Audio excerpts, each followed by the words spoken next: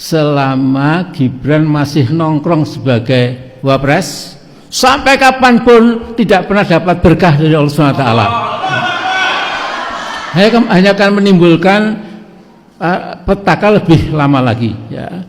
Nah, jadi kita minta atas nama kita semua, tolong diperhatikan Pak Prabowo. Jadi kalau bisa 3 bulan setelah ini itu segera diganti, lupakan sama sekali ya. Dan kedua,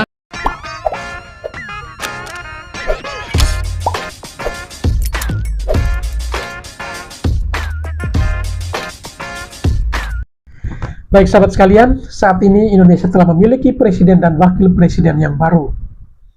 Tanggal 28 Oktober kemarin, presiden dan wakil presiden yang baru Republik Indonesia telah dilantik. Dan seperti kita ketahui, hadir pada saat itu berbagai banyak tamu yang datang dari luar negeri untuk menghadiri acara itu. Di antaranya adalah para kepala negara maupun utusan dari kepala negara di belahan dunia ini. Tidak hanya di Asia tetapi juga di Eropa, Amerika, dan seterusnya.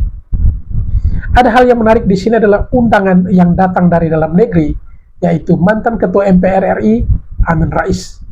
Kala itu beliau hadir, walaupun selama ini kita ketahui bahwa ia telah menolak secara terang-terangan terhadap keberadaan Gibran. Tetapi justru kehadiran beliau di gedung DPR MPR untuk mengikuti acara pelantikan presiden dan wakil presiden, justru Amin Rais ibarat seperti ya seseorang yang tujuannya datang hanya untuk melihat gerak-gerik atau kejadian apa yang terjadi di gedung DPR MPR saat itu. Sekembalinya dari acara pelantikan, ia bertemu dengan kelompoknya yang selama ini menjadi kelompokan barisan sakit hati terhadap Jokowi, yang mengungkapkan terkait dengan Gibran yang baru turun dari mobil, kemudian diteriakan dan seterusnya. Dan ia menceritakan semua kejadian yang terjadi di acara pelantikan tersebut. Ternyata semakin tua semakin lucu orang ini. Kehadirannya bukan sebagai seorang negarawan yang hadir dan menunjukkan bahwa betul-betul sebagai seorang negarawan sejati, yaitu mendukung atau memberikan support dan menghargai undangan tersebut. Tapi justru datang hanya untuk menjadi mata-mata bagi kelompoknya terkait hal apa yang terjadi di gedung DPR MPR saat itu. Baik, seperti apa statement dari Amin Rais ketika sekembalinya dari gedung DPR MPR? Mari kita saksikan dan ikuti video berikut ini. Mendengarkan dari Ketua MPR tahun 2009 sampai dengan 2004. Paham ini ya? 1999 sampai 2004. betul ya. Calon presiden juga. Tapi gagal ya. Oke, silakan Pak Amin. Assalamualaikum warahmatullahi wabarakatuh. Bismillahirrahmanirrahim. Alhamdulillahirrahmanirrahim. Wassalatu wassalamu ala asyrul mursalin wa ala alihi washabihi ajmain. Jadi tadi saya mendapatkan undangan resmi sebagai mantan Ketua MPR, dan tadi semua yang pernah jadi Ketua MPR itu ada di satu barisan ya. Kemudian yang menarik, ketika si Fufu Fafa itu turun dari mobil, kelihatan dari dari gambar itu ya, apa namanya, giant screen ya, semua bilang gitu ya. Kira-kira 3 kali jadi mereka betul-betul sesungguhnya menunjukkan spontan betapa muaknya para rakyat itu terhadap si pemilik akun Fufafa ini ya. Nah, kemudian saya memang sengaja menekuni dan mencermati pidatonya Pak Prabowo yang memang kelewat panjang ya, sehingga kira-kira 30 menit lebih panjang dari yang sebelumnya ya. Nah, kalau dari yang disampaikan Mas Prabowo itu memang kan idealisme yang akan dicapai ya. Berpijak dari Pancasila, kemudian mengingatkan negara kita negara kaya, lantas kita punya warisan dari tokoh-tokoh bangsa sejak Bung Karno, Bung Hatta, yang itu perlu kita kubarkan kembali ya. Dari segi itu there is nothing wrong, nggak ada yang salah, bagus sekali ya.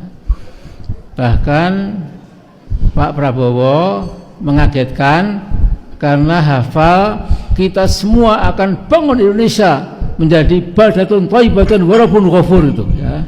Jadi apa, tentu tepuk tangan membahana juga ya. Nah, kemudian ya dia memang harus memuji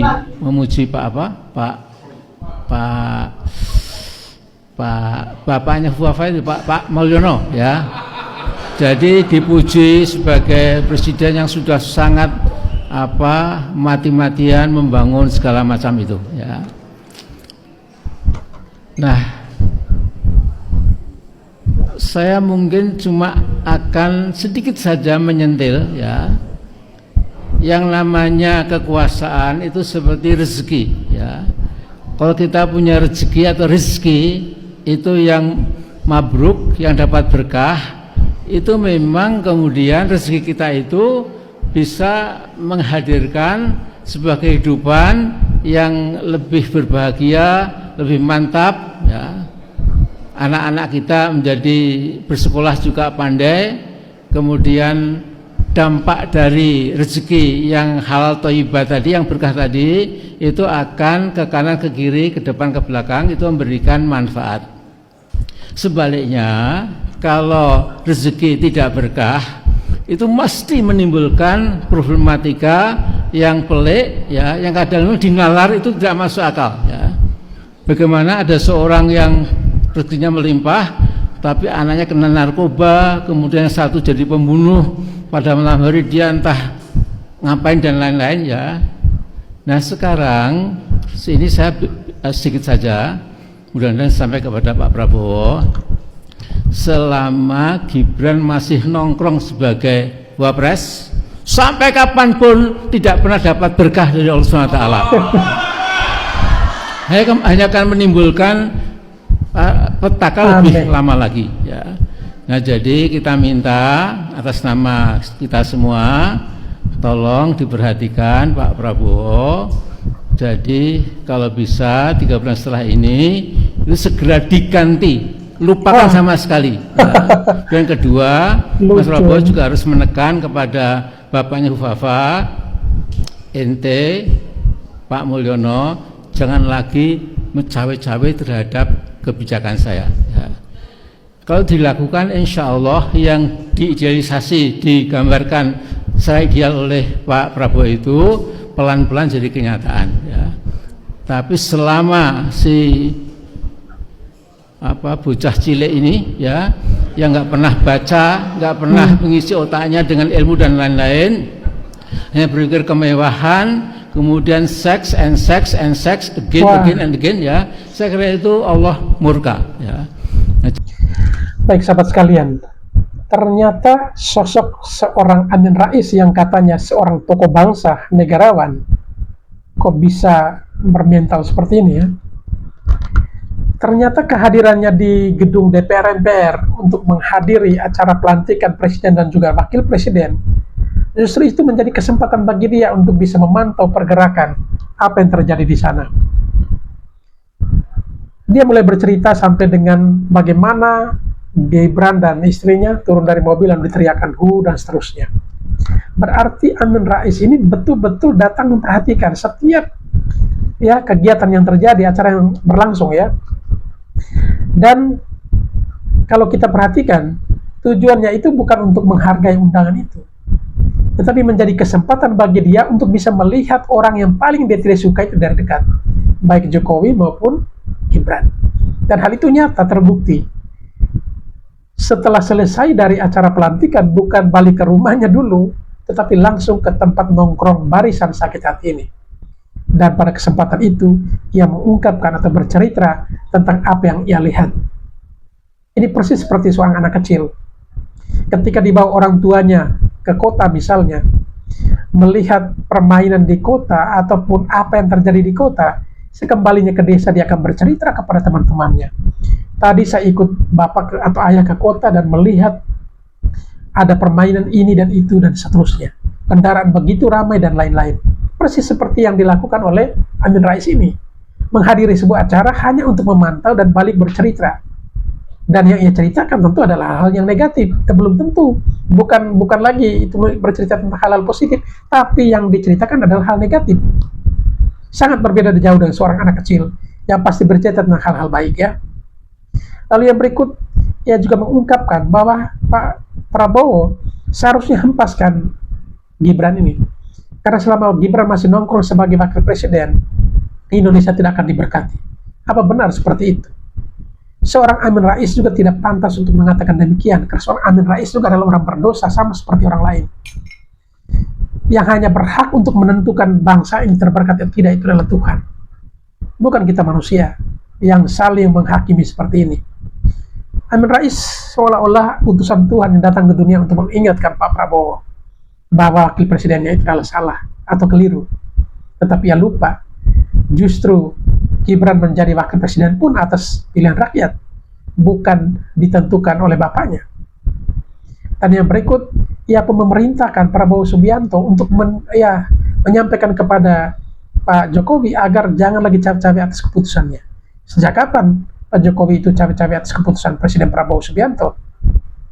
Bahkan Prabowo juga seringkali mengatakan demikian, bahwa Presiden tidak pernah intervensi ataupun juga meminta atau mengendorse siapapun menjadi menteri dan seterusnya. Tetapi lagi-lagi kegagalan mereka untuk menjungkalkan Jokowi di masa pemerintahannya. Mereka gagal dan sudah berkuar-kuar bahwa tanggal 20 itu setelah pelantikan, Pak Jokowi bukan dari gedung DPR MPR langsung kembali ke Solo, tetapi harus ke penjara. Tidak terrealisasi. Ini di mana-mana kalau orang bilang anjing yang sudah gonggong pasti tidak akan gigit lagi. Dan itu terjadi. Sudah berkuar-kuar tidak realisasikan. Maka karena gagalnya itu, mereka buat syukuran. Syukuran Indonesia tanpa Jokowi.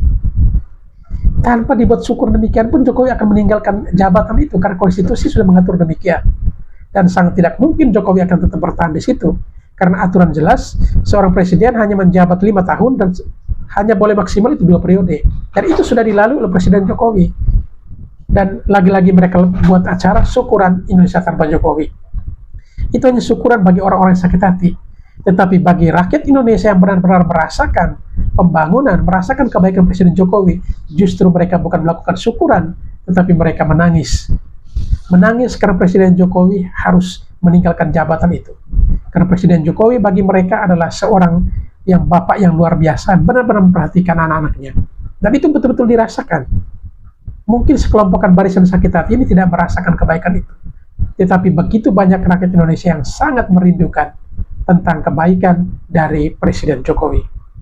Sehingga karena gagal untuk menjatuhkan Presiden Jokowi di masa pemerintahannya, lagi-lagi mereka akan berjuang untuk mengadu domba antara Gibran dan juga Presiden Prabowo. Tetapi saya sangat optimis Prabowo Subianto bukan orang gampangan. Beliau sebagai seorang prajurit tentu tahu seluk-beluk bagaimana ya upaya dari segelintir orang untuk mengadu domba ia dengan wakil presiden. Presiden Jokowi adalah seorang purnawirawan TNI, tentu tahu itu. Indonesia dulu juga pernah hancur dan bahkan dijajah pemerintah Belanda sekian ratus tahun, itu hanya dikarenakan adanya politik et divide et impera atau politik adu domba yang dilakukan oleh Belanda. Sehingga hal itu tidak mungkin Presiden Prabowo akan mengalami untuk yang kedua kalinya. Indonesia tidak boleh mengalami hal yang sama seperti itu. Sehingga dengan upaya apapun pasti tidak akan mempan bagi seorang Presiden Prabowo. Jadi saya kira itu saja ya, supaya kalau nanti didengar kita pesan dari Amin Rais bersama kita semua, sampai yang lain-lain tentu lebih canggih lagi. Jadi masalahnya sederhana, Prabowo, are you going to keep up ya, to keep your stupid and crazy and insane and lunatic vice president as your vice president. If you do that, and then inshallah you will collapse sooner or later, or sooner rather than later. Assalamualaikum warahmatullahi wabarakatuh.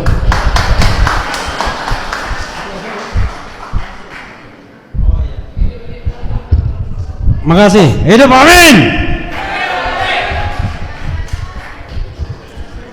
Jadi My Stupid Boss itu ada filmnya. Kalau ini The Stupid Vice President. Pak Amin, terima kasih banyak ya kepada Pak Amin. Dan kesempatan berikutnya langsung digandeng dengan Edi Jin Buang Anak Mulyadi. Silakan.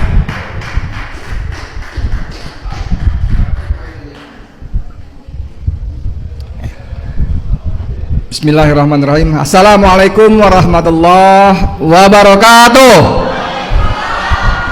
Allahu Akbar. Allahu Akbar. Allahu Akbar. Kita harus semangat karena judulnya syukuran. Kita bersyukur Indonesia lepas dari seorang tiran, betul nggak? Tiran yang selama 10 tahun sudah mencengkram Indonesia dengan nafsu syahwat politik yang ugal-ugalan, betul? Yang nafsu membangun dinasti politiknya secara serampangan, menghalalkan segala cara, menelikung Mahkamah Konstitusi, betul? Mengatur-ngatur Mahkamah Agung dan mengendalikan semua anggota DPR di parlemen. Yang itu dilakukan melalui para ketuanya yang tersandra. Jadi Joko Widodo selama menjadi presiden tahu bahwa menteri-menterinya korupsi, tahu dia. Menteri-menterinya bikin ulah, tahu. Menteri-menterinya maling uang rakyat, tahu dia. Tapi itu dibiarkan karena kemudian itu akan jadi modal dia untuk menyandra. Kalau nggak nurut, ini kasusmu, ini kasusmu, ini kasusmu. Kalau nurut, bagus ikut saya. Yang tahu begini persis namanya Refli Harun. Banyak informasinya dia, ya. Termasuk kemarin di acara yang di Menteng, yang kita tahu kan cuma 2 aja. Peristiwa tanggal 13 Oktober, ketika Prabowo dipanggil menghadap Joko Widodo di Solo, yang katanya dipanggil sebagai Menteri Pertahanan. Kemudian setelah tanggal 13 Oktober itu semuanya berubah. Fufu Fafa yang pada ulang tahun TNI tanggal 5 Oktober nggak berani jalan di samping Prabowo. Yang kuyu itu, yang serba salah canggung itu, kemudian setelah tanggal 13 Oktober kembali pede, senyumnya semeringah karena tanggal 13 Oktober ada surat perintah 13 Oktober. Kalau Prabowo nggak nurut, maka akan begini, ya. Dan teman kita Refli Harun ngasih bocoran. Ada satu lagi selain ditakut-takuti dan diancam, juga ditunjukkan visual. Nah, visualnya ini apa nih? Yang dia nggak mau cerita, yang membuat Prabowo bertekuk lutut. Tapi teman-teman sekalian yang saya hormati, saya bilang yang senior teman-teman nggak apa-apa ya. Ini kan banyak senior boleh ya saya bilang teman-teman ya. Kan kita teman perjuangan, ya kan? Selama 10 tahun hukum kita tumpul ke atas, tajam ke bawah. Begitu berhadapan dengan Jokowi dan para kroninya, tiba-tiba hukum tidak berdaya, terkulai. Masih ingat ketika Ketua KPK mantan ya Agus Raharjo bercerita, dia dipanggil sendirian oleh Jokowi hanya untuk menghentikan pengusutan kasus IKTP, ya kan? Jadi Agus Raharjo cerita bagaimana dia dipanggil. Biasanya dia bilang berlima, seluruh pimpinan KPK itu dipanggil berlima, tapi dia dipanggil sendiri. Dan baru masuk ruangan, tiba-tiba kata Agus Raharjo, Jokowi mengatakan hentikan itu. Wah, dia bingung apa yang dihentikan. Ternyata yang dimaksud adalah soal IKTP. Ini adalah mengarang bebas ya. Mengarang bebas yang dilakukan oleh Refli Harun dan juga teman-temannya. bahwa tanggal 13 Oktober itu terjadi pemanggilan Prabowo Subianto ke Solo, itu dikenal sebagai surat perintah 13 Oktober.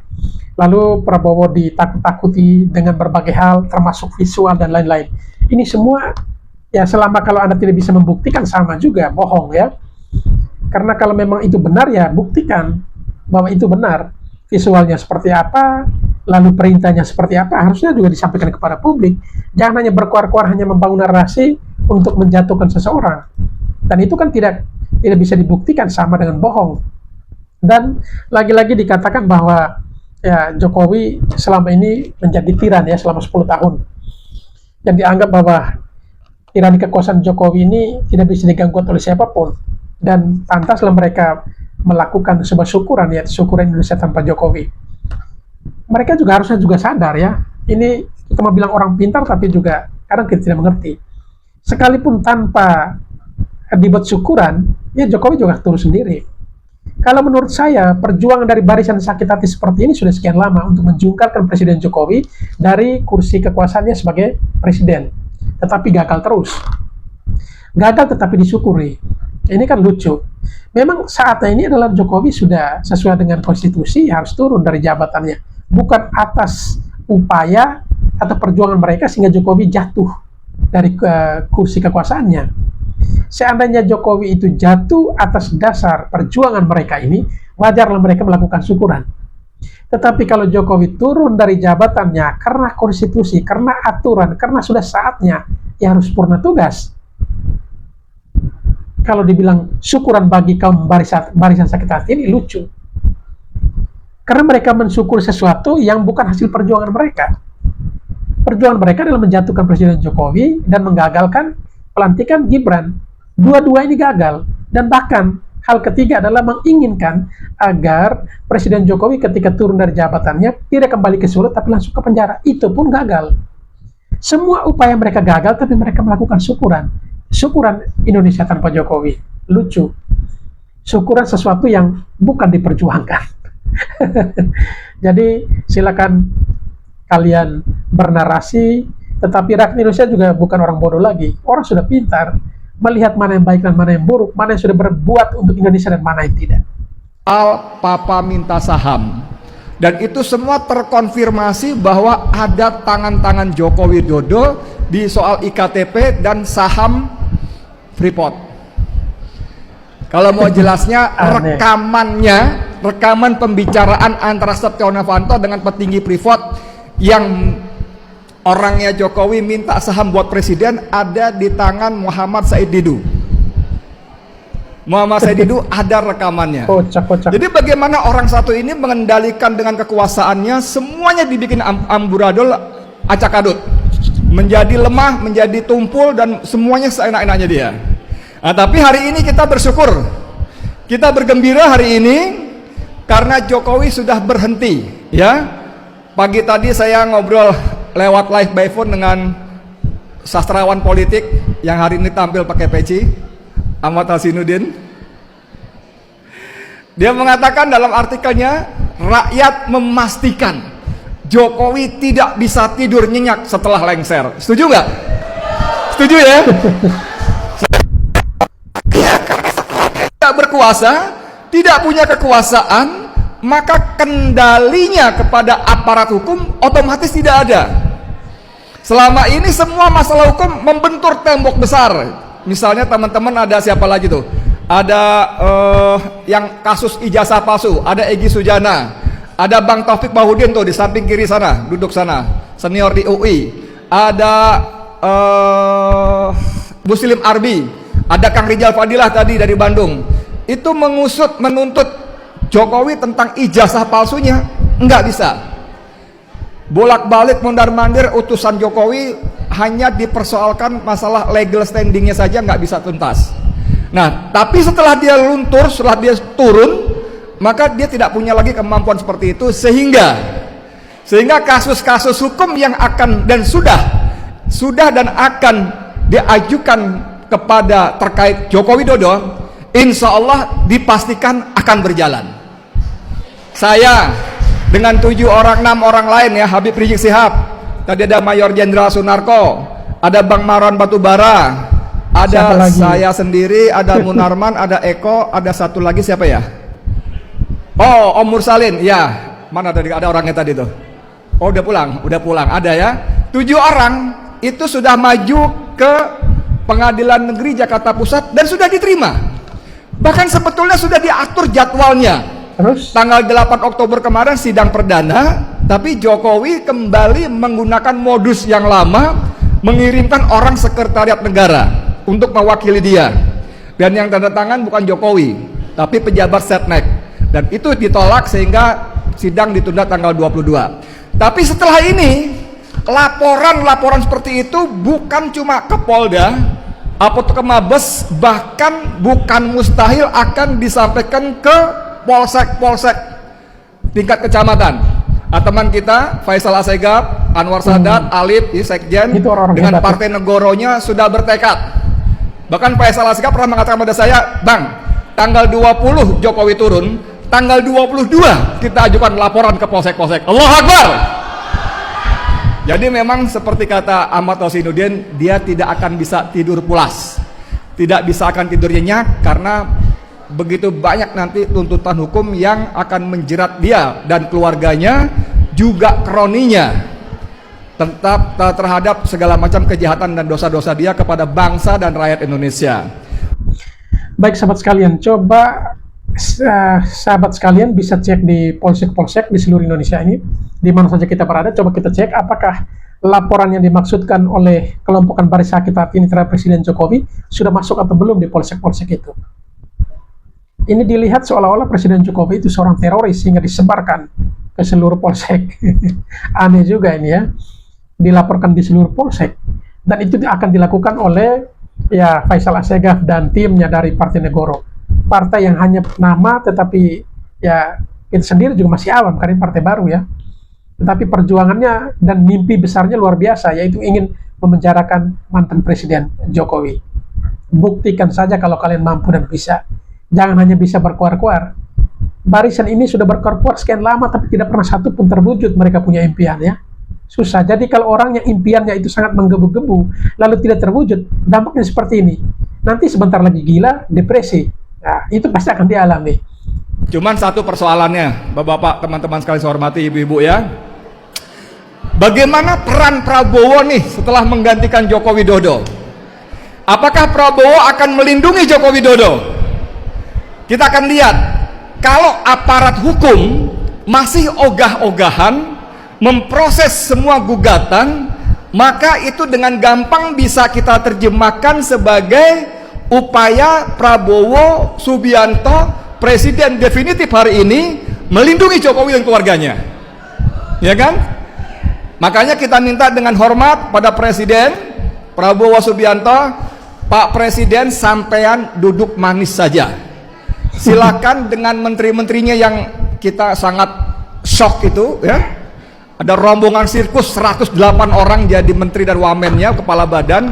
Tapi oke lah, sementara ini silakan Presiden duduk manis, biar urusan Jokowi dan urusan Gibran Fufu Papa Raka Buming Raka diurus oleh rakyat dan MPR. Setuju nggak? Nah, kalau rakyat bekerja, kemudian MPR bekerja, maka seperti kata Pak Amin Rais tadi, dalam 3 bulan Fufu Papa akan tercutik atau akan pergi. Dicutik, dicutik tuh gini ya. Bukan ditenang, dicutik, jadi dia pergi mental gitu ya. Nah, kita harap betul-betul sungguh-sungguh agar Prabowo seperti dalam bukunya Paradoks Indonesia itu akan membuat Indonesia kembali menjadi macan Asia, betul nggak? Walaupun dengan susunan komposisi kabinet seperti yang diumumkan kemarin, ya kita ragu-ragu juga. Saya akan kejar koruptor sampai Antartika, begitu ya bilang ya. Bapak-bapak, ibu-ibu tahu nggak di Antartika itu adanya apa? Di Antartika itu adanya apa, tahu nggak? Adanya barisan sakit hati. Adanya salju, adanya beruang kutub, adanya anjing laut, singa laut. Nggak ada orang, apalagi koruptor. Karena koruptornya ada di sekitar dia, di lingkungan dia. Jadi dengan mengatakan saya akan kejar sampai Antartika, orang berpikir ini bener nggak sih ngejar koruptor? Koruptornya ada di sekitar dia. Ada Bahlil, ada Julhas, ada Erlangga Hartarto, ada Raffi Ahmad ya. Ada orang-orang segitu koruptornya di situ gitu loh. Kenapa sibuk kejar-kejar ke Antartika? Tapi nggak apa-apa lah, namanya prerogatif presiden. Cuman sebagai rakyat kita minta dengan sungguh-sungguh ini diberesin lagi. Kita kasih waktu berapa hari kira-kira? Berapa bulan? 3 bulan? 6 bulan? Kemarin dalam diskusi temannya Refli Harun namanya EF Saifullah Fatah memberi waktu 6 bulan pertama. Aneh ya, mereka tidak menjadi bagian dalam pemerintahan Presiden Prabowo Subianto, tetapi sudah mulai pasang kuda-kuda memberikan target kinerja kerja kepada para menterinya Presiden Prabowo. Ini lucu. Orang-orang yang mungkin mimpinya ingin menjadi bagian dalam pemerintahan ini atau dalam kabinet tetapi gagal. Sehingga mereka mulai pasang target ya, harus 3 bulan, 100 hari, atau 6 bulan dan seterusnya. Bahkan ada yang katakan 2 tahun tetapi itu dibilang terlalu lama. Anda siapa? Yang bisa memberikan penilaian itu adalah rakyat, bukan barisan kelompok kalian ini saja, tapi juga rakyat Indonesia. Dan target 3 bulan, 6 bulan itu adalah target dari kalian yang mungkin tidak kebagian kue atau kursi pemerintahan atau kabinet atau apapun bentuknya di dalam pemerintahan Presiden Prabowo Subianto. Sehingga ya kadang membuat diri seolah-olah menjadi bagian dari pemerintahan itu dengan memasang target seperti ini ya. Lucu betul.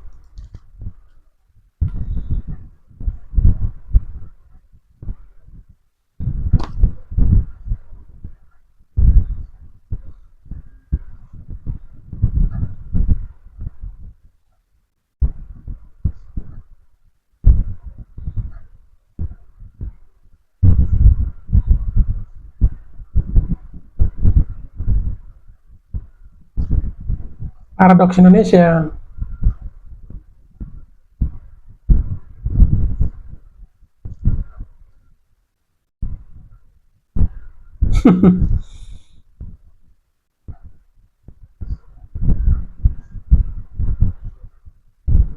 Cocok itu. Lalu 1 tahun 6 bulan, lalu 2 tahun untuk selesai apa sih namanya bulan madu.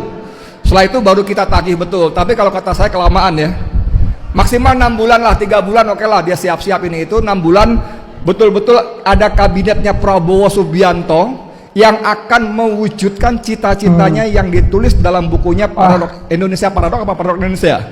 Paradok Indonesia. Kalau tanpa itu nggak bisa. Tapi sekarang kita fokus ini aja. Baca kitab suci. Indonesia tanpa Jokowi ya, Sintajok. Baca kitab suci, Indonesia tanpa Jokowi. puisi. Kita bersyukur tapi ini bukan selesai.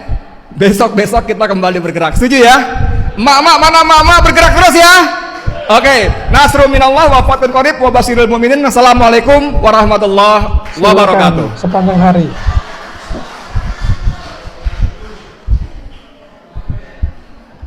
Ya, sahabat era sekalian, sebelum asar satu lagi ya, kita mengundang perempuan ya, biar segar kita.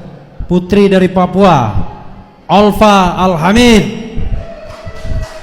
Boleh nanti siapa Bang Rusdi mau baca puisi ya nanti setelah ini. Oh ada Ahmad Hozinuddin masih ada Pak Taufik Bahaudin, masih ada Habib Musin. Tenang, semua dapat ya. Hanya soal manajemen waktu saja. Kita masih panjang, masih lebih dari 2 jam lagi, jadi jangan khawatir. Bahkan kalaupun misalnya sampai malam pun nggak ada masalah. Ini bukan hotel. Ini adalah rumah milik hamba Allah dan hamba Allahnya ada di belakang sana. Oke, silakan Alfa Alhamid sampai nanti azan asar. Tepuk tangan buat Alfa Alhamid.